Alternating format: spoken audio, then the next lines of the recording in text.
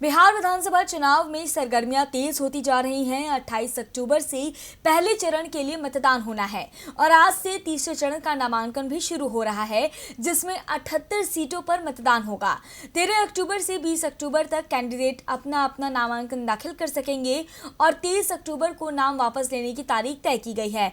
लेकिन तीसरे चरण में एनडीए की साख दांव पर लगी है, जहां जेडीयू सबसे बड़ी पार्टी के तौर पर सामने आ रही है। विधानसभा चुनाव की तारीखों का ऐलान हो चुका है। बिहार में 28 अक्टूबर को पहले चरण के लिए वोटिंग होगी, तो वहीं 3 नवंबर और 7 नवंबर को दूसरे तीसरे चरण की वोटिंग होगी। तमाम दल सत्ता पाने के लिए पूरा जोर लगा रहे हैं, लेकिन उससे पहले तीसरे चरण का नामांकन एनडीए के लिए परेशानी का सबब बन रहा है।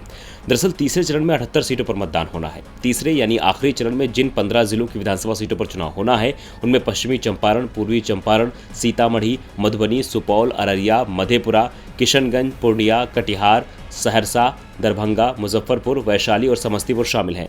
इन सीटों पर एनडीए की साख दांव पर लगी है।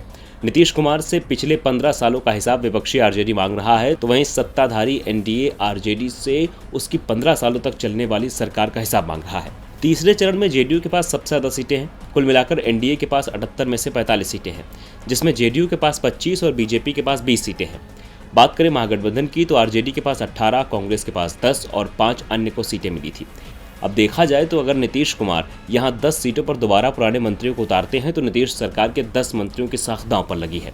हालांकि 2015 के चुनाव में नीतीश कुमार और लालू की जोड़ी ने इस इलाके में जबरदस्त जीत हासिल की थी, लेकिन इस बार समीकरण बदले हुए हैं। ऐसे में दोनों गठबंधनों के लिए चुनौतियां हैं, क्योंकि इसी इलाके में पप्पू यादव से लेकर असदुद्दीन ओवैसी तक की नजर महागठबंधन के वोटों पर है।